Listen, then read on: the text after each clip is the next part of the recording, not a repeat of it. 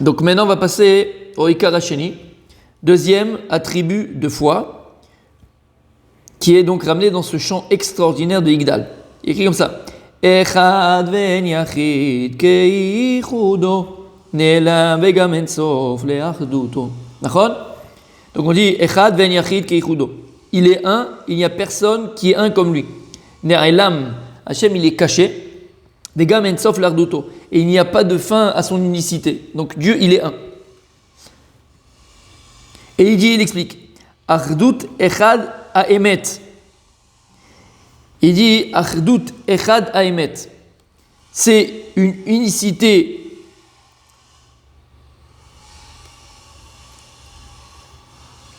Echad Haemet. Comment on va traduire Echad Haemet? C'est une unicité du véritable être unique, on va dire. Achdut Echad Haemet. Donc c'est une unicité du véritable un. Parce que tu peux me dire, il y a des choses qui sont un. Par exemple, Julien, il est un. Pourquoi Julien il est un? Parce que c'est un premier-né. Donc il est Echad. Il y a un. Il y a cette notion de un dans la Torah. D'accord? On voit une notion de un. Tes premiers fruits qui sortiront de ta récolte sont appelés bikurim, sont un. C'est les premiers, c'est un.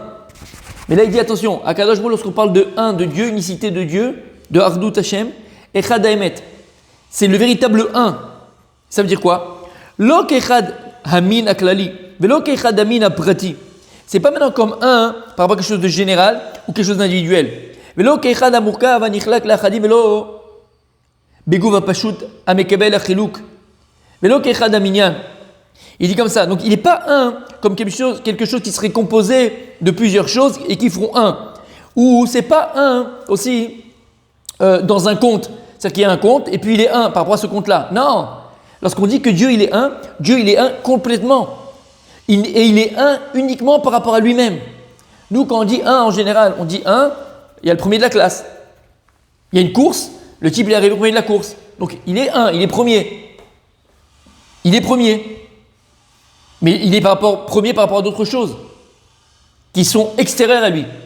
Quand on dit que Dieu il est un, ou Dieu il est premier, ou Dieu Hachem il est Rishon, ou Hachem ou Acharon, alors Akadosh Baruch Hu il est un intrinsèquement à lui. Baruch haba Rabbi David. Intrinsèquement à lui. Fait plaisir de te voir. Intrinsèquement à lui. Donc Dieu il est un intrinsèquement à lui. Il n'est pas un par rapport à quelque chose qui viendra après lui. Il n'est pas un parce qu'il est composé de plusieurs éléments. Dieu il est un parce qu'il est un. Et ça écrit dans le chant. Echad ve'en yachid kichudo. Il est un, il n'y a personne de un comme son unicité à lui. Dans le sens où tu pourras trouver cette notion entre guillemets de premier, de rishon ou de un. On dit une famille, mais une seule famille, lorsqu'elle est unie, elle est unie de plusieurs éléments qui forment cette famille-là. Non, Hachem il est echad ve'en yachid kichudo. Il est un. Mais intrinsèquement, encore une fois, un. Son unicité ne dépend d'aucun autre élément que lui. Il est un. C'est clair cette notion, les amis? Oui, Rabbi Moshe? Ok, d'accord. Et il continue, il dit Vesod ha'achdut hazeh bema she'anu oskim hu besod shmotav yitbarach she'em ledin ve'lerachamim Hem be'achdut ha'amiti. Como shene'emar, Shema Yisrael, Hashem Elokeinu Hashem Echad. Et il te dit, et le secret de cette unicité de Dieu, que nous sommes en train d'expliquer, Hu besot shmotav yitbarach. Il dit en vérité, c'est le secret de ses noms à lui. La din ve'lerachamim, que ce soit ces noms qui viennent exprimer la rigueur, ou ces noms qui viennent exprimer la miséricorde. C'est-à-dire,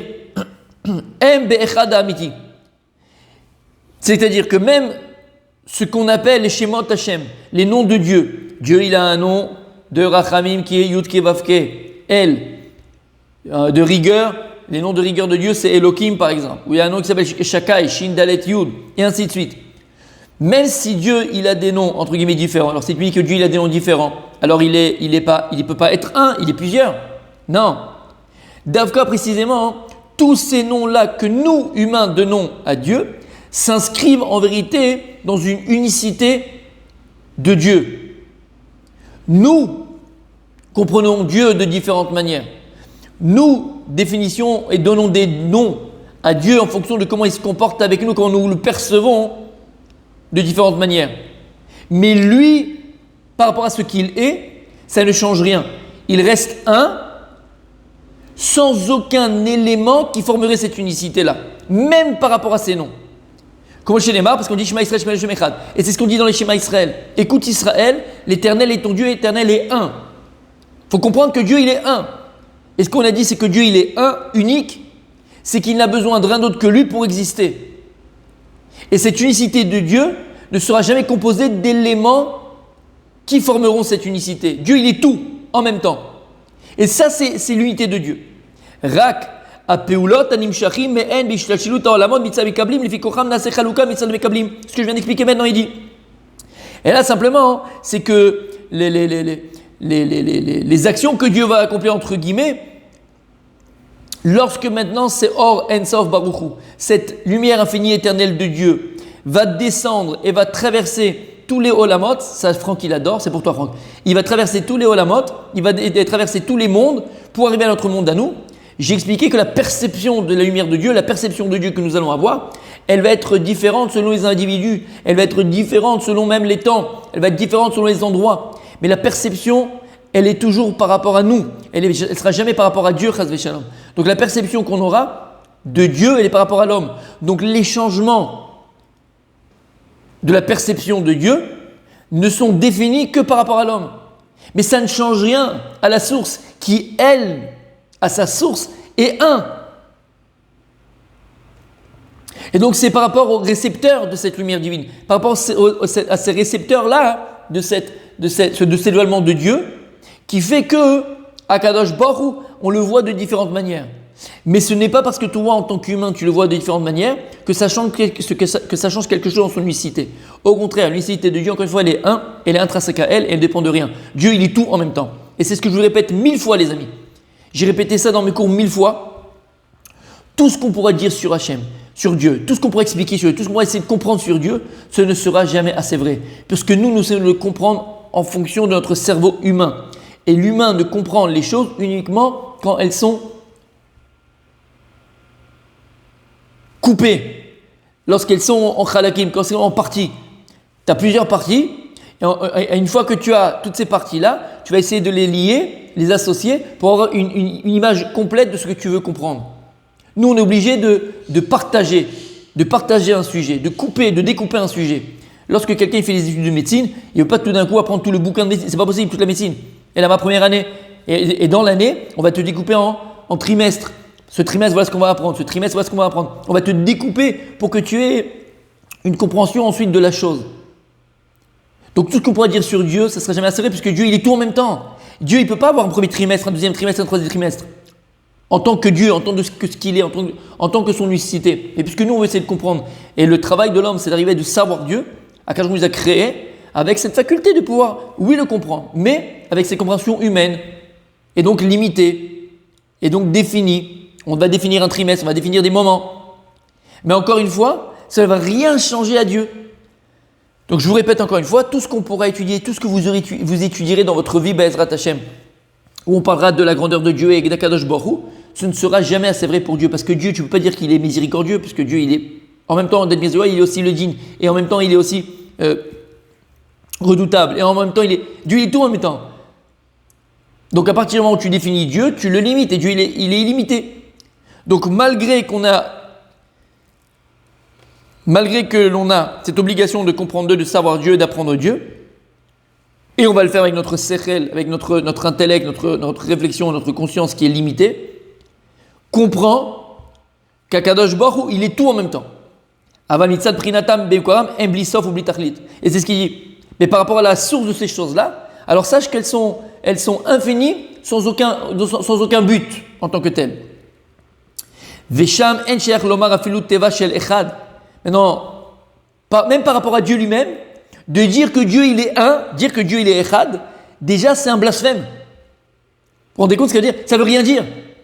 Par rapport à Dieu lui-même, par rapport à ce que Dieu il est, dire que Dieu il est echad, Ça ne veut rien dire dans ces mondes-là. Alors dans notre monde terrestre, en tant qu'humain, où nous avons des définitions des choses et nous vivons uniquement par définition, on a dit plus d'une fois, comment tu arrives à te réaliser, à devenir, à utiliser et te développer dans ce monde-là, et utiliser ce monde-là, en définissant les choses. Tu vas définir c'est quoi l'amitié, c'est quoi l'amour, c'est quoi la crainte, c'est quoi ceci, c'est quoi cela. Tu vas définir les choses, on définit. L'homme, il fait que juger, il analyse. Toute la journée, l'homme, il analyse. Maintenant, comprends une chose. Quand on dit que Hashem Elokeinu Hashem Echad, même ce Echad de Dieu qui est le plus grand, la plus grande proclamation de la croyance en Dieu, que Dieu il est un, ce n'est vrai uniquement dans ce monde-là. Parce que quand tu vas dans le monde à émettre, le monde entre guillemets de Dieu, on va dire, dans Dieu lui-même, de dire que Dieu il est Echad, déjà c'est un blasphème. Parce qu'il n'est même pas Echad, il est. Echad c'est déjà un chiffre. Echad c'est déjà quelque chose de matériel. Hashem il n'est pas Echad, il est. Là-haut, par rapport à Dieu, il est encore plus que. Il est, je ne sais même pas comment on dit plus. Il est infini, voilà. Echad, c'est déjà Echad. Il est infini. Mais puisque nous ne pouvons pas définir l'infini, puisque nous sommes des êtres finis. Donc ce serait impossible de dire Hashem, le Keinu, Hashem, Ensof. C'est impossible. On n'a pas de prise, on n'a pas de possibilité de toucher l'infini. C'est pas possible dans notre conscience. C'est compliqué. Alors on va le définir comme le minimum de ce qu'on pourrait définir Dieu dans ce monde-là. Alors il est Echad, il n'y a que lui. Et comprenez bien que même ce Echad, vis-à-vis de Dieu, il est faux, puisqu'il est infini Dieu. Il n'est même pas Echad, il est infini. Vous comprenez ce que je dis? Ah, c'est dur, hein. Il est puissant, hein. Rabbi Moshe, t'as compris? Il a fait. Rabbi Franck, t'as compris?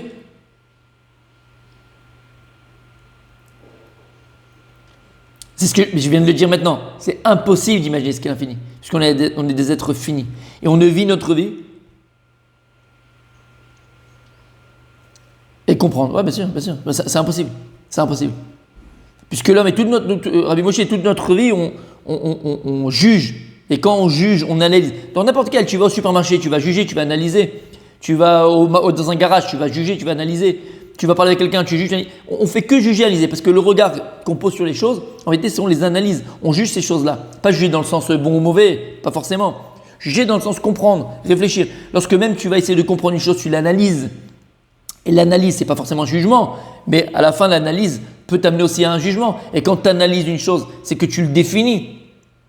Et donc c'est pour ça que, comme tu viens de très bien dire, c'est même impossible de comprendre l'infini. C'est impossible de comprendre l'infini. Au cas des dalles, le Sefer Yetzira. Oui. Oui. Oui.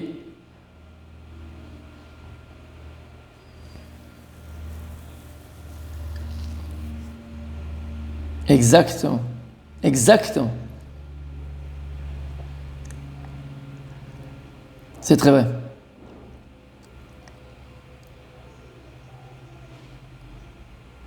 Exactement. Aucune valeur, c'est ce qu'on vient de dire. Les noms de Dieu n'ont aucune valeur devant lui.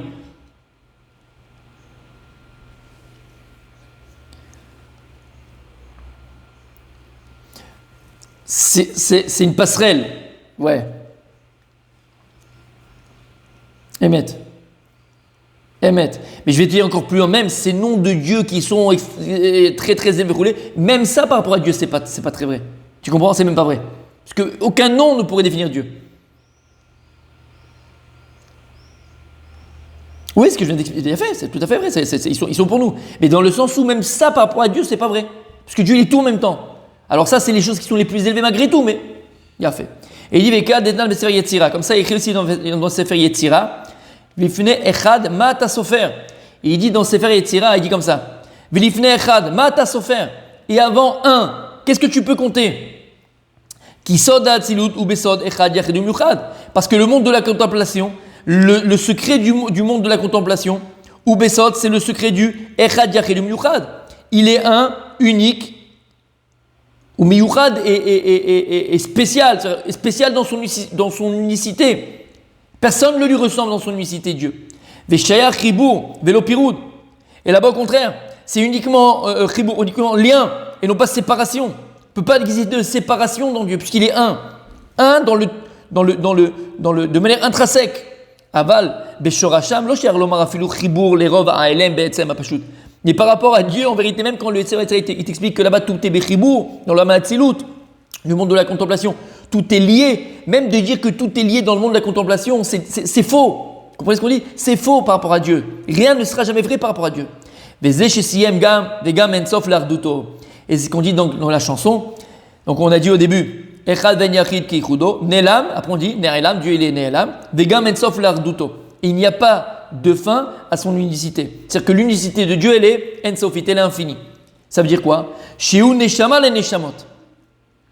C'est pas simplement que Dieu il est neshama, prinat neshama le neshamot. C'est la neshama de toutes les neshamot. C'est-à-dire que c'est la vie de toutes les vies, puisque Dieu il a créé des vies. L'homme il est fait d'une âme. L'âme, on dit que c'est un chelek elokim imal, c'est une parcelle divine, mais c'est pas Dieu. Dieu, c'est l'âme de toutes les âmes. Dainu, shmotav em neshamot olamot v'u neshama laem. C'est-à-dire que les noms de Dieu que tu as très bien dit, Rabbi Moshe, qu'on utilise qui sont avec une profondeur énorme, tous les noms de Dieu. En vérité, ces noms de Dieu, si on pourrait le comparer, ça serait l'âme de tous les mondes. Les noms de Dieu correspondraient à l'âme de tous les mondes. De la même manière que l'âme, elle fait vivre le corps, l'âme fait vivre l'homme, d'accord? C'est le spirituel qui fait vivre l'homme, c'est l'âme qui fait vivre l'homme. Tous les olamot, tous les mondes qui ont été créés n'existent, ne vivent que parce qu'ils ont une âme en eux. Et l'âme qu'ils contiennent, c'est les noms de Dieu. Et Dieu, Veu Neshama Lahem, et Akadosh Baruch, il est appelé la Neshama de ces âmes-là, entre guillemets. Dieu lui-même, c'est l'âme de ces âmes. Ve'em be'erko amavdil erech haguf be'erech haneshama leshaver et haozen. Il dit pour juste comprendre au niveau humain, parce que c'est quelque chose qui nous dépasse, ben il dit ça serait exactement le rapport qui est entre le corps et l'âme au niveau humain. L'âme, c'est elle qui donne vie au corps. Maintenant le corps il vit. Le corps, voilà, tu bouges le doigt, tu clignes de l'œil, tu manges, tu cours, tu parles, tu discutes, tu rigoles, tu vis. Ça, par rapport au olamot, les noms de Dieu, ce serait comme un gouffre, entre guillemets. Ils vivent. Ensuite, on a l'aneshama qui fait vivre le corps. Donc, qu'est-ce qui fait vivre ton corps? C'est ton âme. Donc, Dieu, ça serait pareil par rapport au Shemot. Dieu, ça serait l'âme qui fait vivre toutes ces âmes-là. Dieu, c'est l'âme qui fait vivre tout ce qui existe. Donc, c'est ça qu'on dit à la fin de la chanson, de ce passage de la chanson. Vegam ensof l'arduto. Tu vois, ensof l'arduto, il n'y a pas de fin à son unicité. C'est que, à chaque fois que tu verras la vie ou exister, même si cette chose-là, elle a une force spirituelle qui lui donne vie, comprends bien que cette force spirituelle, d'accord, n'existe pas de manière intrinsèque à elle-même. Et là, elle-même tire sa force et tire son potentiel vital d'une vie qui est au-dessus d'elle, et c'est le Mekor, et c'est la source de toutes les vies, c'est Akadosh Baruch Hu. Même si tu vois des choses dans ce monde-là qui ont des forces, ou je parle dans ce monde-là, et je parle dans des autres mondes, d'accord? Les mondes des Malachim, des anges, le monde des Safar Kodesh, tous les Olamat que Dieu a créés, tous les mondes que Dieu a créés, ne pense pas une seconde, que toutes ces choses-là qui vivent, le soleil, la lune, pourquoi à un moment donné, il y a eu des hommes qui ont servi comme idole le soleil. Ils ont dit que le soleil c'est un dieu, la lune c'est un dieu, les astres ce sont des dieux. Ils ont dit que la mer, l'eau, la mer sont des dieux. Tous les mythos là qu'on connaît, les Grecs, la mythologie grecque, plus grand mytho du monde. Ok, ils ont donné des dieux. Si tu réfléchis bien, qu'est-ce qu'ils ont fait? Ils ont fait cette erreur-là. Ils ont divinisé des forces qui existaient dans ce monde. Ils ont divinisé des forces existantes dans ce monde. Maintenant, c'est vrai, le soleil, il a une force, la lune, elle a une force, les étoiles ont une force, la mer a une force. C'est une Gemara Meforachet. Gemara dans Baba Batra, et c'est ramené partout dans les soirs, partout c'est ramené. Qu'il y a des anges qui sont préposés à chaque chose. Même les animaux, ils ont un ange qui est préposé à eux. Lorsqu'on fait Perek Shira, c'est quoi Perek Shira? C'est le chant de la nature.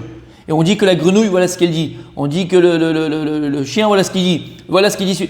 C'est quoi? C'est le chien. Tu vois le chien tous les jours, il fait la Shira. Tu vois comment il s'appelle? La mer qui fait la Shira. Tu vois la fleur qui fait la Shira. Tu vois l'aigle qui fait une Shira. Tu l'as vu l'aigle en train de parler? Non. Elle explique les Chachamim. En réalité, quand on dit que la nature, elle chante Dieu, c'est les anges qui sont préposés à cette espèce-là, ou à cette création-là, qui va chanter Dieu. Il y a un ange qui est préposé au chien, il y a un ange qui est préposé au chat, il y a un ange qui est préposé aux montagnes, il y a un ange qui est préposé à la mer. Il y a des anges. la mythologie grecque, elle a juste récupéré ce que la Torah elle dit, mais au lieu de comprendre que ce sont des anges que Dieu a créés et que Dieu leur a donné cette force-là, et que ces anges-là, donc tu comprends bien qu'ils n'ont pas de force intrinsèque à eux-mêmes, eux, ils ont transformé ces anges qui dépendent entièrement et complètement de Dieu en divinité.